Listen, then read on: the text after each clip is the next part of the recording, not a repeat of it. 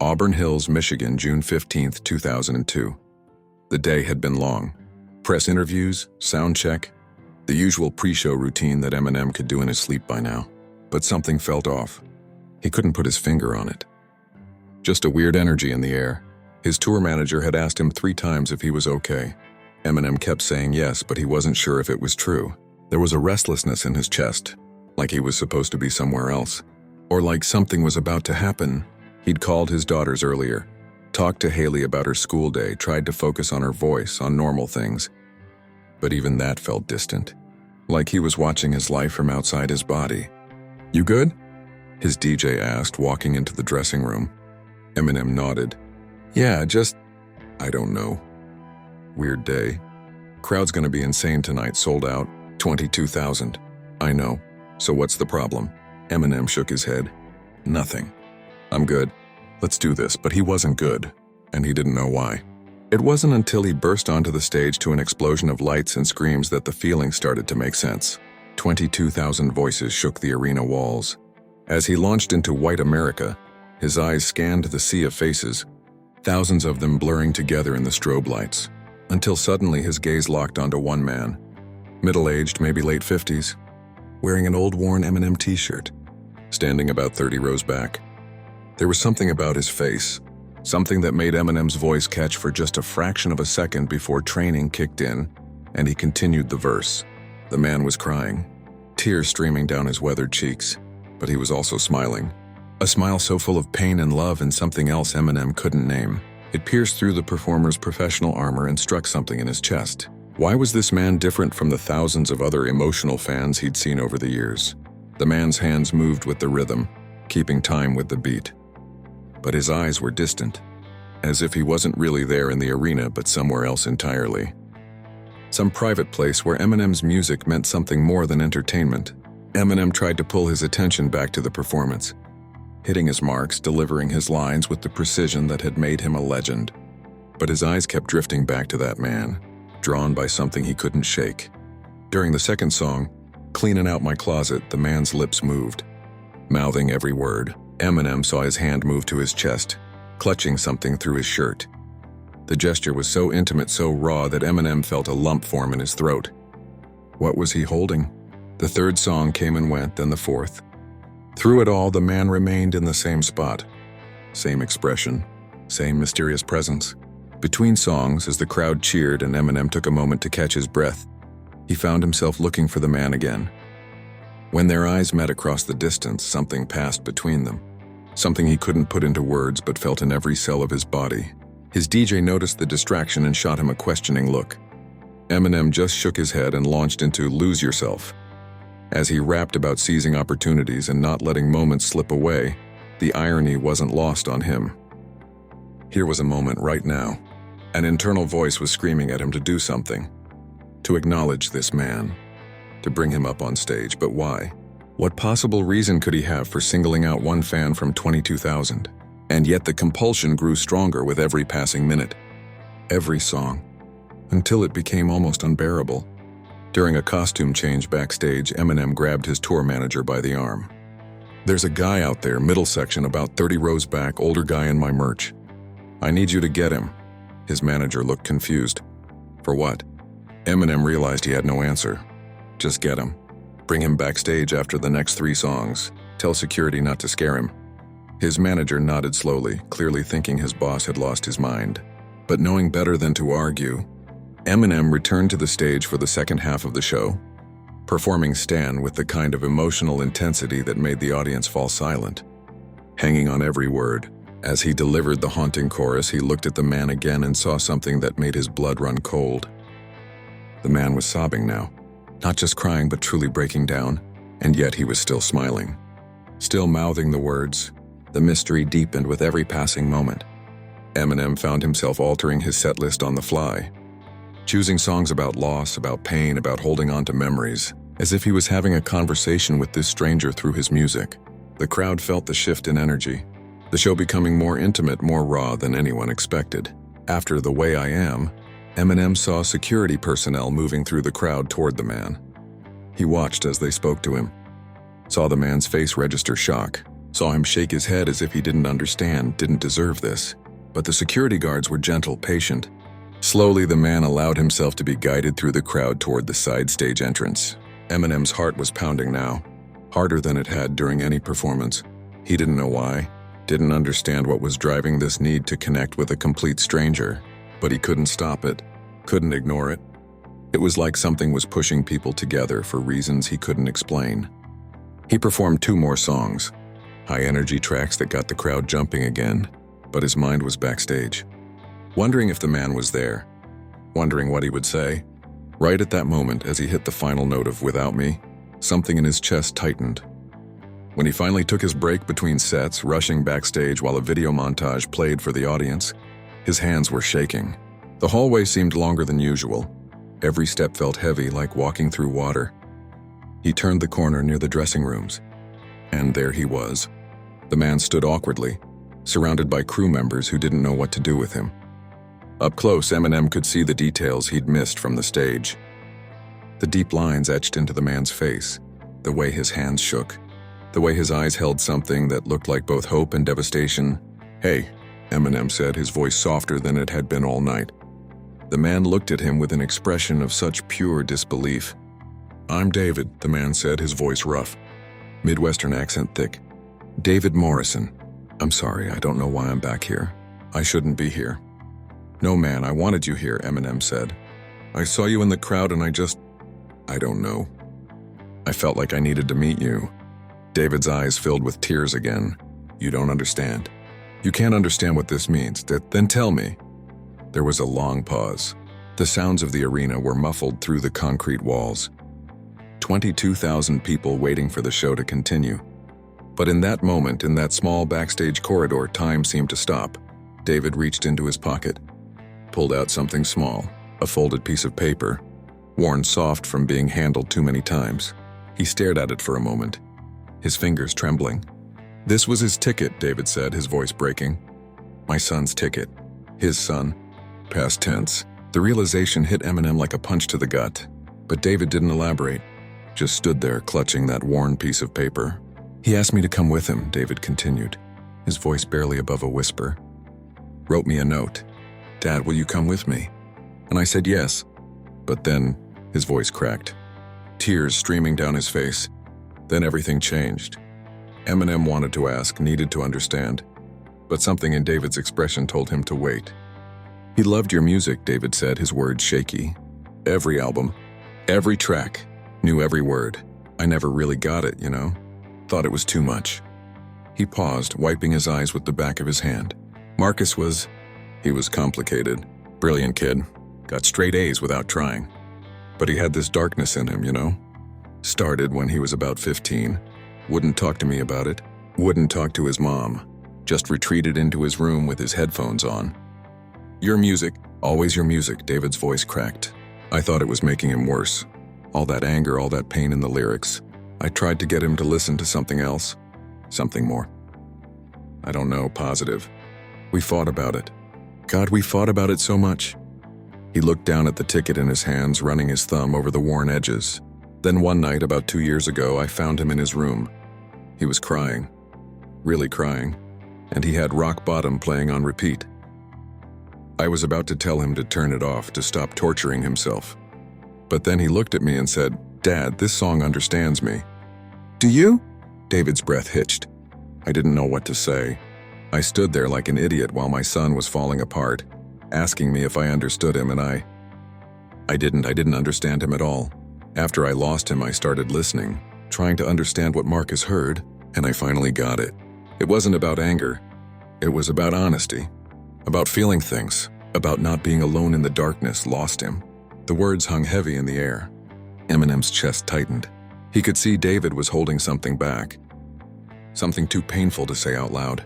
"Your son," Eminem said carefully. "Where is he now?" David looked up, met his eyes, and in that moment Eminem saw the full depth of the man's pain. "He can't be here," David whispered. "But I came anyway, because I promised. Can't be here." The way he said it, the finality in his voice, Eminem understood without needing the details. Something terrible had happened. Something that couldn't be undone. When you looked at me during the show, I swear I felt him there. His presence. I know that sounds crazy, but it doesn't sound crazy. Eminem cut him off. He put a hand on the older man's shoulder. I felt something too. That's why you're back here. I don't know what it means. Don't know if I believe in signs or any of that. But I know I felt it. David looked at him. Something like hope mixed with anguish in his eyes. What do we do with that feeling? The question hung in the air between them. Impossible to answer. Eminem thought about all the people his music had touched over the years. All the letters he'd received. Stories of pain and survival. He'd read thousands of them. Filed them away. Felt grateful but also overwhelmed by the weight of it all. But this was different. This wasn't a letter. This wasn't a story someone else told him. This was immediate. Real. A father standing in front of him holding his son's ticket, asking a question that maybe didn't have an answer. What do we do with that feeling? Eminem didn't know. Didn't have a roadmap for this. He'd never brought a random fan backstage before. Never stopped a show to acknowledge someone's grief. It went against every rule, every piece of advice he'd ever gotten about maintaining boundaries, about separating the performance from the personal. But those rules felt meaningless right now. Standing in this hallway with David, looking at the pain in his eyes, feeling the weight of Marcus's absence like a physical thing between them. Sometimes rules were made to be broken. Sometimes you had to trust the inexplicable. Sometimes the only thing that made sense was doing something that made no sense at all. But suddenly Eminem knew exactly what to do. "Come on stage with me," he said. The words came from somewhere instinctive, somewhere beyond logic.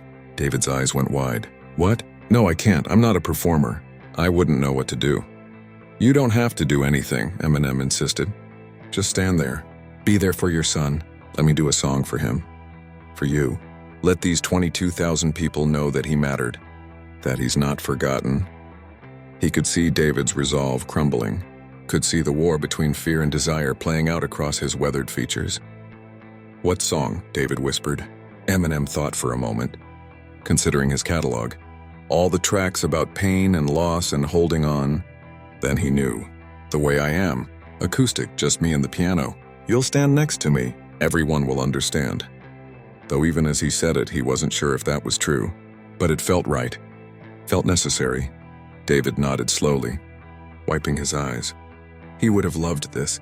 He would have absolutely lost his mind. He laughed through his tears, a sound of joy breaking through the grief. Eminem thought, yes, this is why. This is what the feeling meant. They walked back toward the stage together, Eminem explaining to his confused crew what was about to happen, seeing their skeptical faces but pushing forward anyway. Because sometimes you have to trust the inexplicable. Sometimes you have to follow the thread even when you can't see where it leads. The crowd had been waiting for 15 minutes now, getting restless, the energy shifting from excited to impatient. Eminem knew they'd understand, or at least he hoped they would. He walked back onto the stage alone first. The crowd erupted.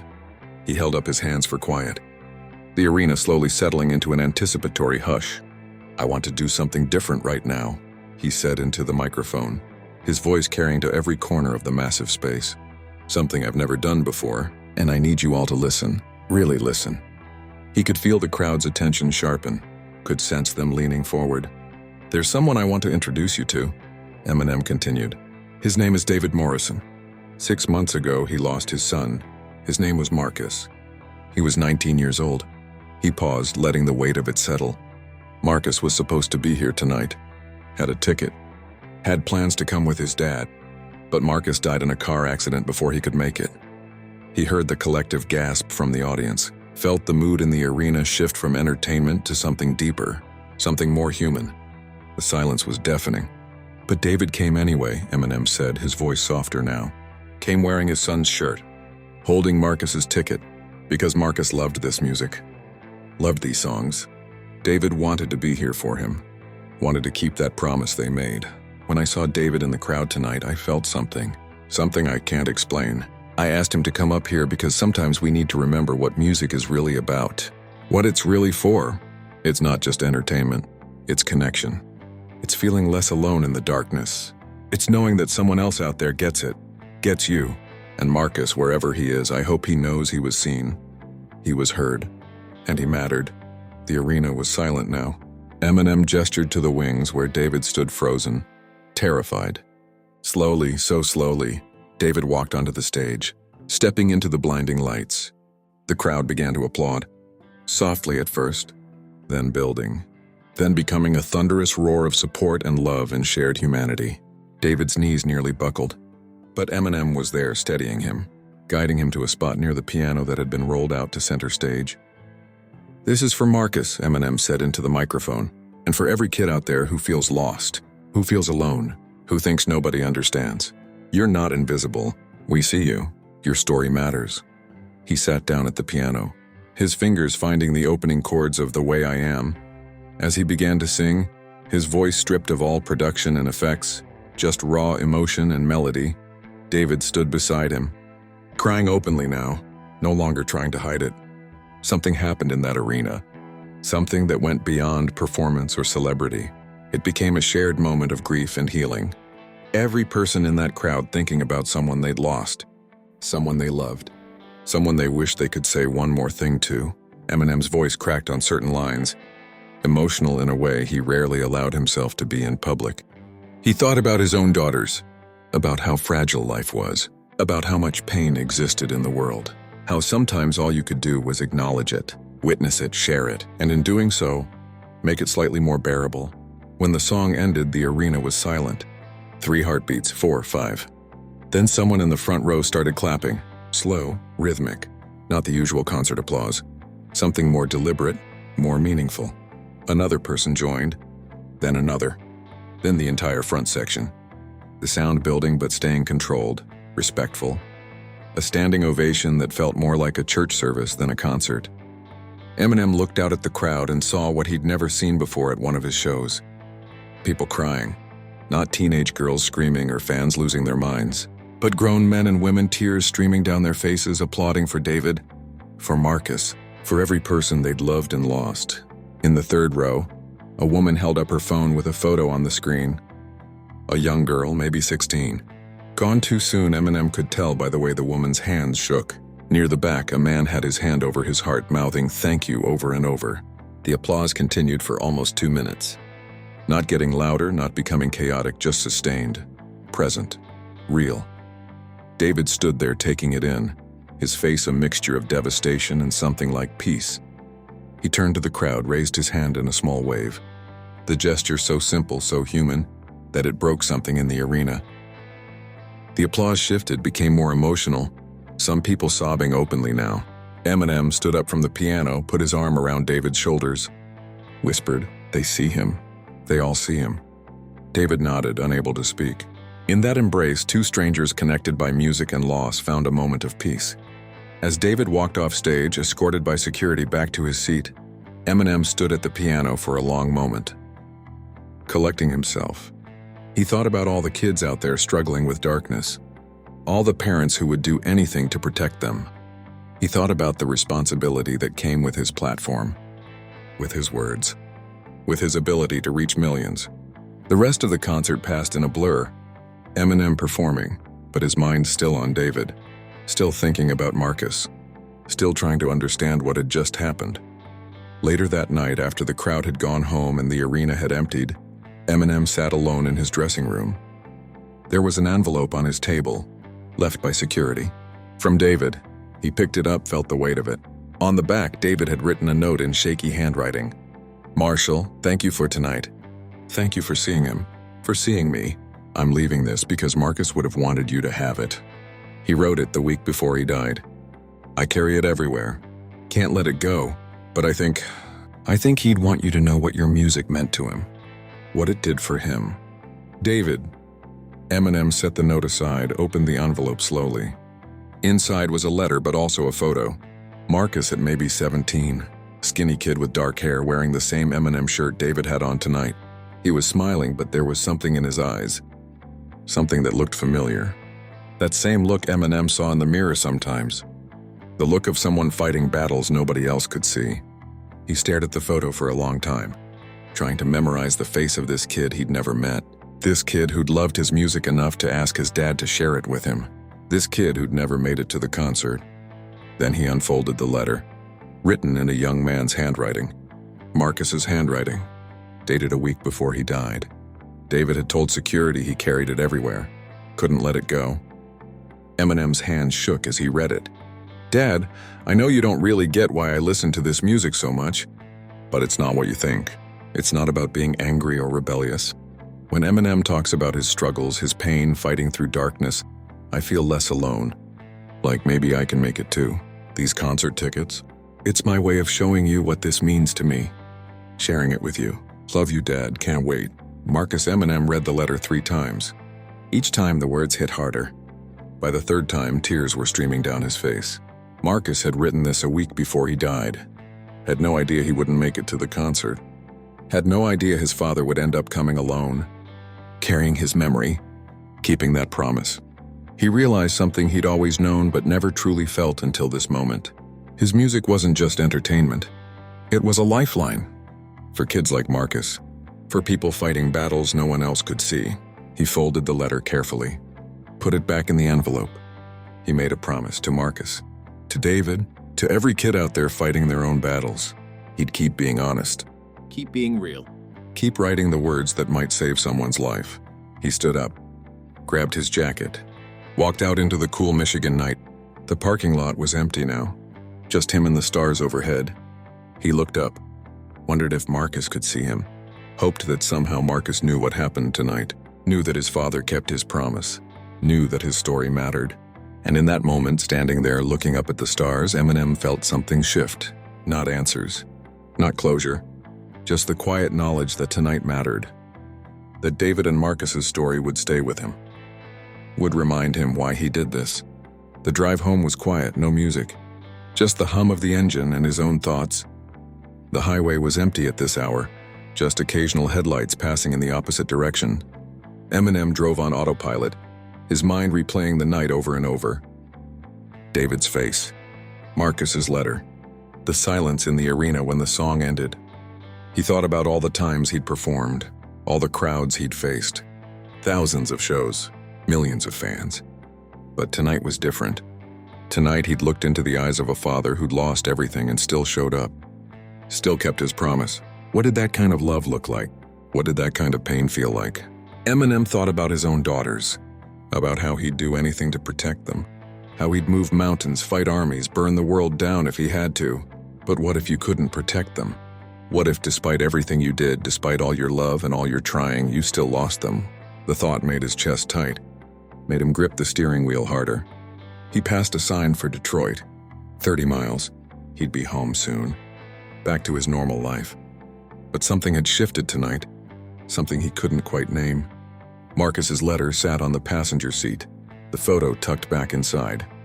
Eminem glanced at it at every stoplight, a 19-year-old kid he'd never met, who'd loved his music enough to ask his dad to share it with him, who'd written about feeling less alone, about fighting through darkness, about maybe making it. But Marcus didn't make it, and his father came anyway, wore his shirt, held his ticket, stood in a crowd of 22,000 strangers and cried for a son who wasn't there. When he pulled into his driveway, he sat in the car for a few minutes. Not ready to go inside yet, not ready to let go of whatever had happened tonight. He looked up at the stars through his windshield, wondered if Marcus could see him, hoped that somehow, somewhere, Marcus knew what happened tonight, knew that his father kept his promise, knew that his story mattered, knew that he wasn't forgotten. Tomorrow people would talk about the concert, about the father on stage, about the moment that stopped everything. But tonight it was just Eminem and the memory of David's face, the weight of Marcus's letter in the envelope beside him, the understanding that sometimes music does more than entertain. Sometimes it saves lives, and sometimes it brings people together in ways you never expect. That was enough. It had to be, and it was.